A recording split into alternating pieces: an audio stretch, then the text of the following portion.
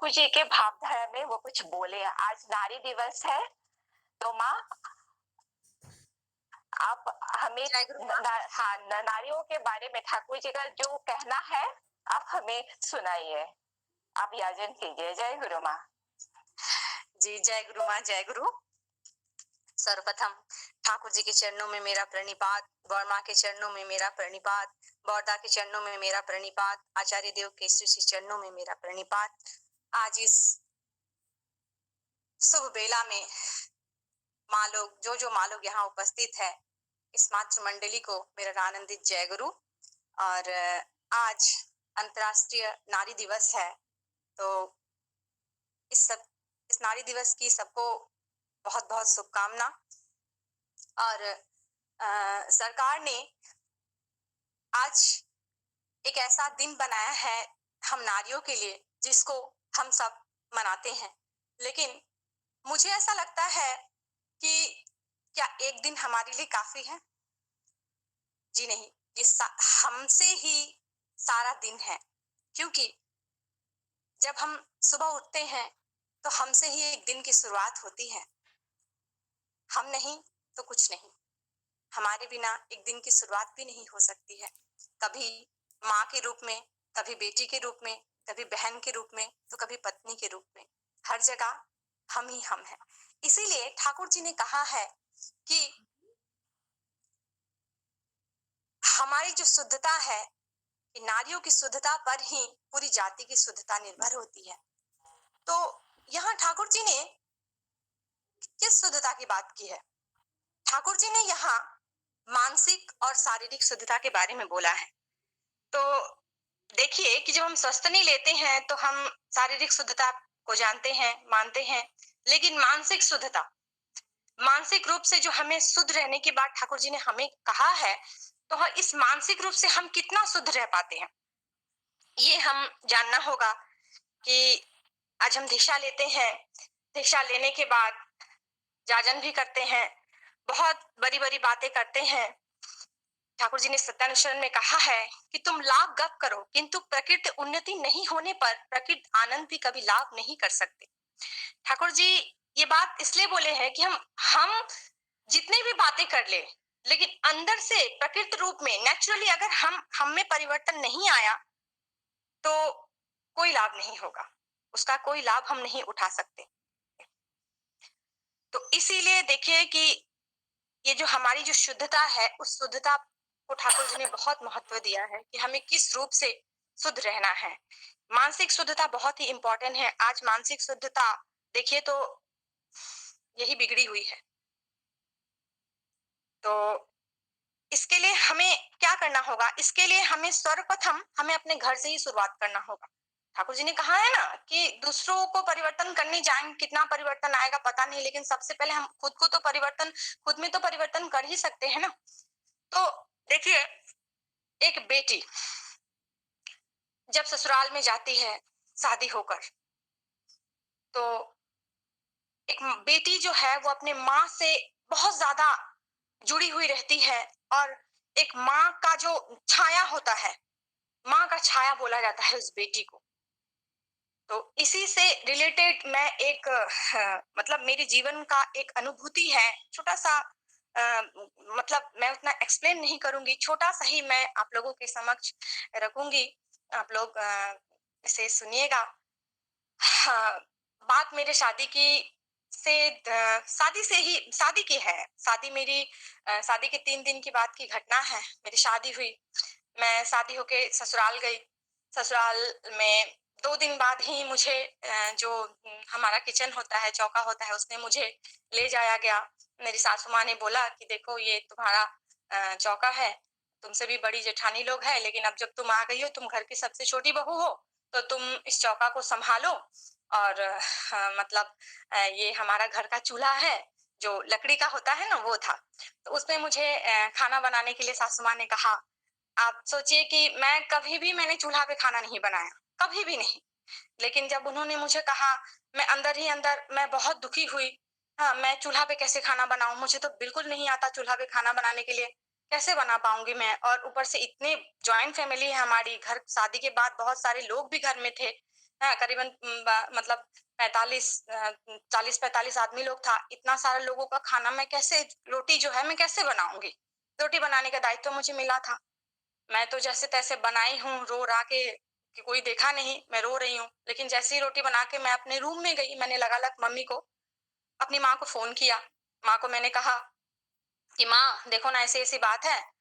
मैंने मतलब चूल्हा पे खाना बनाया, मुझे बनाने के लिए इन लोग बोल रहे हैं, और मैंने तो चूल्हा पे कभी खाना भी नहीं बनाया है। और जैसे ही मैं चूल्हा में लकड़ी-उकड़ी लगा रही थी, उसमें से एक मतलब ये निकला, और मेरा साड़ी जो है उस थोड़ा-सा जल गया, और उसका जो लपट था, लपट से मेरा हाथ भी जल गया माँ। मेरे हाथ में पूरा जलन हो रही है। तो देखिए, मेरी मम्मी ने मुझे क्या कहा, मेरी मम्मी ने मुझे कहा कि चूल्हा पे तुमको खाना नहीं बनाने आता है, तो सीखो। क्यों नहीं आता चूल्हा पे खाना बनाना? मैंने कहा कि मम्मी, मैंने तो कभी भी मायके में चूल्हा पे खाना नहीं बनाया। मैंने देखा भी नहीं है। आपको मैंने कभी देखा भी नहीं कि आप चूल्हा पे खाना बनाते हो। आज इतना मॉडर्न युग है, तो मैं चूल्हा चूल्हा पे खाना मैं क्यों बनाऊँ? मेरी मम्मी ने मुझे तब कहा कि देखो, ये तुम्हारे ससुराल का कल्चर है। हाँ, तुम्हारा ससुराल का जैसा कल्चर है, तुमको वैसा मानना होगा। तुम इसको अभी से एक्सेप्ट कर लो और इसको मानो। हाँ, और नहीं आता है तो सीखो।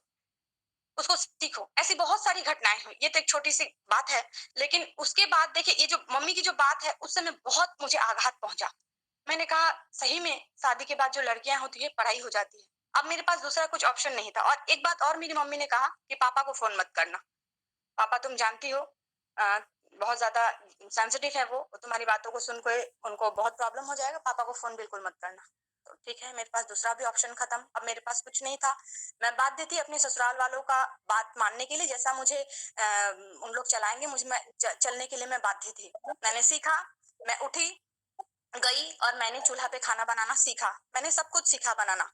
धीरे-धीरे करके वैसे ही कठिनाइयाँ आने लगी। ऐसी बहुत सारी मतलब परिस्थितियाँ आई, लेकिन उसका सामना मैंने किया। मैं हर बार मम्मी को फ़ोन करती। एट द लास्ट मम्मी ने कहा कि देखो, कभी भी अगर तुमको कुछ भी बात करना होगा, तो अपने से रिलेटेड बात करना मुझसे, लेकिन ससुराल में तुमको काम करना पड़ रहा है, इससे रिलेटेड कोई भी बात मुझे मत बोलना। काम तो करना ही पड़ेगा तुमको। तो मैं मम्मी को यही बोलती कि मैं इतना पढ़ाई-लिखाई क्यों की तब? बोले, वो तुमने अपने लिए किया। तुम शिक्षित होने के लिए, क्योंकि वो ज़रूरी था। लेकिन उसका मतलब ये नहीं था कि तुम ससुराल में जाने के बाद तुम अपनी शिक्षा को वहाँ ला दोगी। अपने चौका में अपने घर वालों के सामने तुम ये दिखाओगे कि तुम पढ़ी लिखी हो, इसलिए तुम काम नहीं करोगी। तो ये इसलिए मैंने तुम्हें शिक्षा नहीं दिया। मेरी मम्मी, वो भी मेरा एक अहंकार था कि मैं पढ़ी लिखी हूँ, मैं क्यों करूँ? तो ये भी मेरी मम्मी ने मेरा अहंकार तोड़ा। धीरे-धीरे 2 महीना बीत गया। 2 महीना जनवरी में मेरी शादी हुई। जनवरी गया, फरवरी गया, मार्च में पूज्यपाद हमारे आचार्य देव है, उनके माध्यम से मेरा सस्तनी मतलब मैं दीक्षा लेने के लिए मैं सोची। वो आए थे हमारे असम असम में। तो उसके बाद क्या हुआ कि मैं गई वहाँ, मतलब मैं जाऊँगी उससे पहले मैंने अपनी मम्मी से फ़ोन किया आशीर्वाद के लिए कि माँ, आप इतना बड़ा जो ये है, मैं उसके लिए मैं मतलब अ, आपको फ़ोन कर रही हूँ कि आप मुझे आशीर्वाद दीजिए कि मैं जो सस्तनी है, ये जो त्याग है, मैं उसको ले पाऊँ, क्योंकि मेरे लिए बहुत बड़ी बात है। पूरा जो घर के लोग थे सब सस्तनी थे, मुझे भी लेना ज़रूरी था। तो देखिए, उस समय मेरी माँ मुझे क्या कह रही है कि "स्वस्थनी ले रही हो? बिना प्याज़ लहसुन के खाओगी? क्यों लेना है स्वस्थनी तुमको? क्यों लेना है?" तो मैंने कहा कि नहीं, यहाँ तो सब लोग हैं, सब लोग लेते हैं। और हाँ, ये जो 2 महीना जो मेरे साथ जो-जो घटनाएँ हुई, उससे क्या हुआ कि एक तो ऐसा हुआ कि मैं मानसिक रूप से बहुत ज़्यादा मैं स्ट्रॉन्ग हो गई। ये स्वस्तनी मैंने शादी के समय सोचा था कि मैं लेने वाली नहीं हूँ, मैं नहीं लूँगी। लेकिन ये जो 2 महीने आए कि महीने की जो घटनाएँ, और एकदम से मम्मी का बात मेरे दिमाग में घूमते रहता कि तुम्हारा कल्चर, तुम्हारा ये मतलब मेरा सब कुछ। मतलब मेरी शादी हो गई, तो अब ये मेरा है संसार, मुझे इसको कैसे भी सँभालूँगी, वो मैं सँभालूँगी। मुझे ही इसको एक्सेप्ट, जैसे भी एक्सेप्ट करके, और मुझे लेकिन इसको आगे लेके चलना है। ये मेरे दिमाग में एकदम घूम रहा था कि मेरा यहाँ मदद करने के लिए कोई दूसरा जन नहीं आएगा। ठीक है? तो वो उसी का ये था कि ये जो स्वस्थनी लेने का जो मेरे अंदर एक ये आया कि मैं लूंगी, वो सिर्फ मम्मी की वजह से आया, क्योंकि उसने मुझे इस 2 महीना में बहुत स्ट्रांग बना दिया। ठीक है? तो उसके बाद मम्मी को जब मैंने फ़ोन किया, मम्मी ने कहा कि तुम्हें क्या लेने लेने की ज़रूरत है? तो तुम क्यों लोगी? अभी तो बहुत उम्र बाकी है, ये सब छोड़ो, अभी नहीं लेना है। तो मैंने मम्मी को कहा, क्यों? आपने ही तो मुझे कहा था कि तुम्हारा कल्चर, तुम्हारा संस्कार, तुम्हारा जो भी है, उसको लो, उसको मानना होगा। आपने ही तो मुझे समझाया था ना, तो फिर आज मैं जब लेने वाली हूँ तो क्यों आपको प्रॉब्लम? आप मुझे आशीर्वाद दीजिए। मेरी मम्मी उधर से निशब्द हो गई, मम्मी कुछ भी नहीं बोल पा रही थी और मम्मी का सिर्फ सिसकने का आवाज हो रहा था, मेरी माँ रो रही थी। मैंने मम्मी को बोला, मम्मी मुझे आशीर्वाद दीजिए, मैं इस चीज को लेके मैं आगे बढ़ना चाहती हूँ। और मैंने फोन को कट किया और मैंने फिर नेक्स्ट डे मेरा बाहर गई। बाहर जाने के बाद उसी 2-3 दिन के भीतर मेरा जो स्वस्थनी था वो स्वस्थनी हो गया।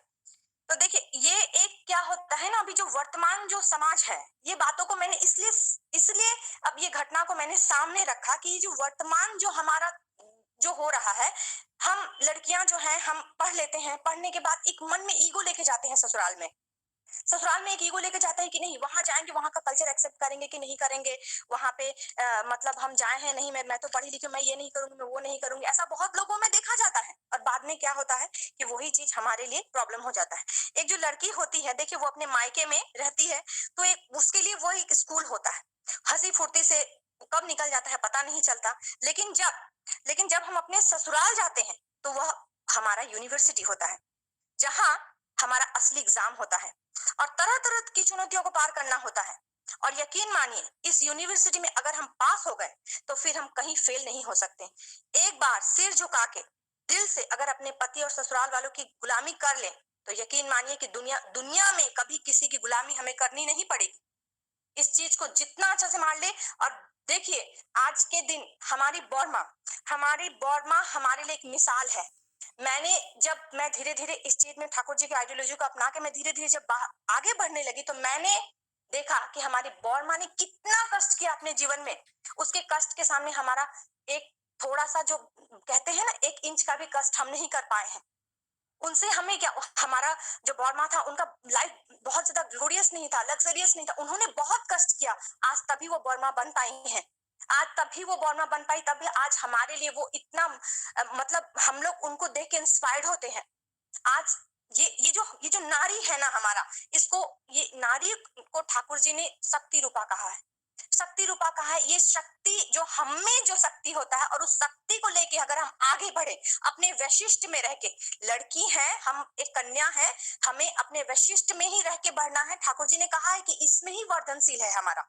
इसको छोड़ के अगर हम दूसरे के वैशिष्ट, जो पुरुष का वैशिष्ट को लेके आगे बढ़ेंगे, आज है हम एक लड़की है, हम रात को बाहर नहीं रह सकते, हम दौड़ सब कुछ करेंगे, एक पढ़ाई लिखाई करेंगे, दौड़ेंगे, खेलेंगे, कूदेंगे, सब कुछ करेंगे, लेकिन अपने वैशिष्ट में रह के। और इससे ही समाज की उन्नति है। अगर हम अपना वैशिष्ट छोड़ देंगे, ठाकुर जी ने कहा है ना, नारी में कहा है ना कि निष्ठा, धर्म, शुश्रूषा, सेवा, सहायता, संरक्षण, प्रेरणा और प्रजनन, तुम इनमें से किसी एक का भी त्याग नहीं करना।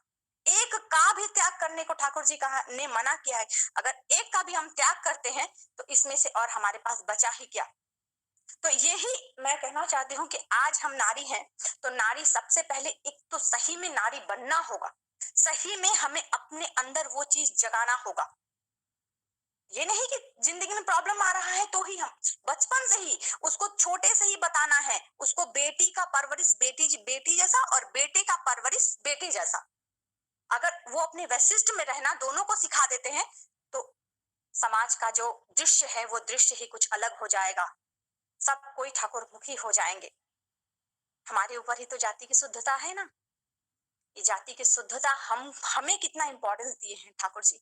तो यही माँ, मैं आप लोग सबको यही निवेदन करूंगी, हमारे घर में बहन होती है, बेटी होती है, इस सबको बचपन से ही ठाकुर जी बोले हैं कि जब वो आधा फूटा मात होता है ना, उस समय से ही उसको ज्ञान की शिक्षा की बातें देनी है। उस शिक्षा की बातें अगर हम उसको उस समय से ही देने लगेंगे तो चिंता की कोई बात ही नहीं है। तो समय का यहाँ बात है। आप ठाकुर जी के श्री चरणों में मैं आप सबके लिए मंगल कामना की प्रार्थना करती हूँ और सभी को मेरा आनंदित जय गुरु। जय गुरु। जय गुरु।